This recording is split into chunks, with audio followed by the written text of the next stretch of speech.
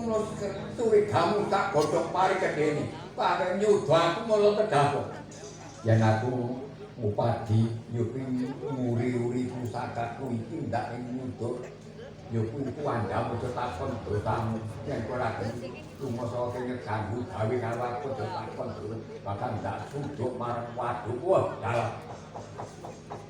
Terus gede nih gue tak godong pari apa menyuduh aku yang ngono dal rangkanono dal rangkanono aku ndak takon marang ya ndak makane kowe ganggu gawe takon.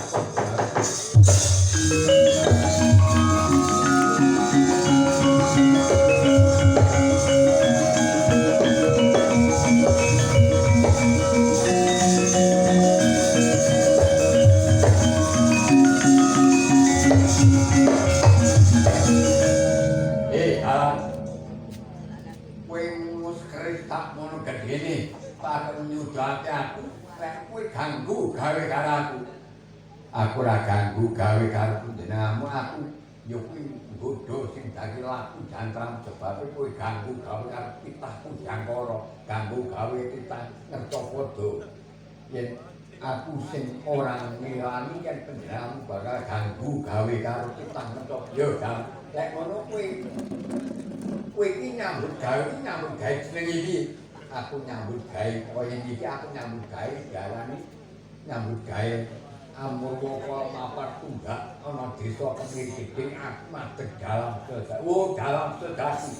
Ya aku dadi dalam sejati. Bedane apa? Dalam sejati karo sejati dalam. Yen dalam sejati kuwi ya kuwi turune dalan bapake mbahe kakeke lan panunggalane kuwi dalan pangkuran dadi dalam sejati. Sejati dalam yang sejatine dalam senajan kok dudu turune dalam. Kuwi dadi dalam utara sing diarani sejatine dalam. Oh ngono kan ya. Ya kuwi bedane dalam sejati karo sejati dalam. Sing kok nggih peralatan anggone dadi dalam panruwatan sing ndak riwayat yo kuwi ayang-ayange Dewa Trungkla Wataknawa. Tangge kelit melane jagat, tangge grogor naga gumule, tangge tungkur naga mulet, tangge srigi sadat Kalipalu, sing kok tangge jebok sang Nagaraja, sing tangge patete rasa, sing tangge kotak Kyai Praga Membeng.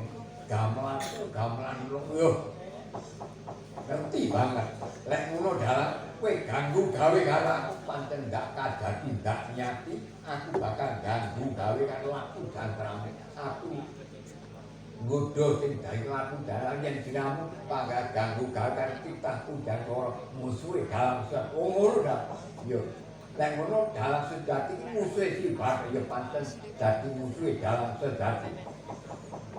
Mulane aku madheg jati aja sembrono karo dalam jati. Mulane aku wani madheg dalam jati aku dimbani, diwani, dipanji karo kepundhenku sekalian. Kepundhenku sing gawresa desa kemiri uga ngembani ngewangi mayungi aku sebab aku gawe becik aku gawe tentreme kula warga ing desa mriki. Yen ngono dalan kowe wani madheg dalan sejati sedalan kuwi kowe pernah apa karo dalan jati aku turune dalan sejati kelane aku madheg dalan jati kowe sajen tak ngono kae kuwi renane piro sajenku tak mikir renane ora akeh renane gur loro lho kok sebab kok renane gur loro sebab sajenku tak mikir renane gur loro nglambake isine donya rong perkara apa wae isine donya orang perkara rina wengi lan wadon mentah mateng bejo kiloko lan panunggalane sugih mesin uga isine donya mati karo urip uga isine donya iya aku takon yen wong urip melu sapa yen wong mati uga melu sapa yen wong urip iki tegese melu rasa manungsa urip ana nang donya ngrasakne pating urip dadi wong urip melu rasa mengkono ya wong urip melu yen yen mati melu kandha kandhane mampus diarani wong mati ya kuwi kandhane mampus. Pinter banget. Sing kok ngilinggo, sak ngilinggo tadat panapa bangara mati demen pantring urip. Uripe dalam sejati. Wong mati karo urip, yen wong mati ya kuwi sing diarani dalam sejati ya aku dalam sejati dalam. Lek ngono dalam kowe kendel bandel wani karo pancen ndak kadati ndak nyati aku diseseni sedulurku sak mene kae ndak ruwat kabeh supaya wis selamat satruse aja nganti ana beda sambikara tak ngomongi jiwa gampang gampang anggene padha nyambut gawe guyub kok lan sak kulawargane ya dalan nek ngono dalan kowe wani maca satra pedhati kanoran duwe badan yen rawani apa dulu dalan sejati sejajal watan kowe wani maca satra pedhati kanoran duwe badan aku tunduk marang peraturanmu kowe tunduk karo peraturanku aku umpama tunduk peraturan aku nyembah dodok marang panjenenganmu umpama aku kok tunduk lunga aku uga manut aku kok pateni uga manut aku manut turut karo dawuhmu kok kapake aku manut yen kowe sira ya kuwi maca satra pedhati kang ora randhe badak ya yen kowe milih ngrungokake satra pedhati kang randhe badak kumpul kowe kula ndak watane aja nganti tumpang soal maca satra pedhati yen wis cukup kowe kudu minggat ya aku ndak lunga saka kene